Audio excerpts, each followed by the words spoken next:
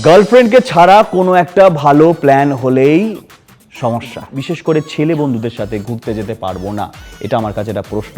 আর জায়গাও তুমি কেন ঠিক করে দেবে যে গেলেও এইখানে হরিদ্বার ছাড়া যেতে পারবে না? না, আমি ব্যাংকক যেতে চাই, কিন্তু আমাকে বলা হবে যে তুমি হরিদ্বার ছাড়া যেতে পারবে না, ম্যাক্সিমাম হরিদ্বার অবধি যেতে পারো, পুরী ব্যাস, এর বাইরে নয়। কিন্তু আমি যেতে চাই ব্যাংকক, থাইল্যান্ড। আমি এটা কেন যেতে পারবো না?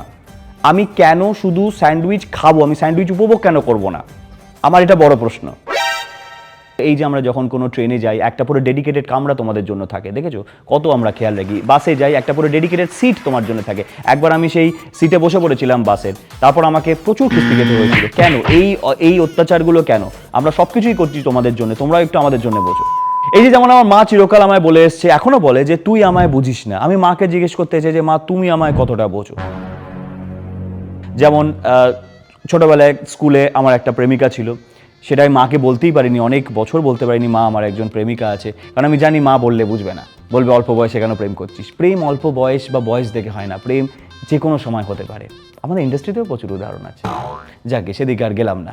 এবং আমি যখন মাকে বলেছিলাম যে মা আমি একজন মেয়েকে ভালোবাসি, প্রেম করছি, মা আমার গালে থাপ্পড় মেরেছিল। সেটা কেন? মা তো বোঝা উচিত ছিল।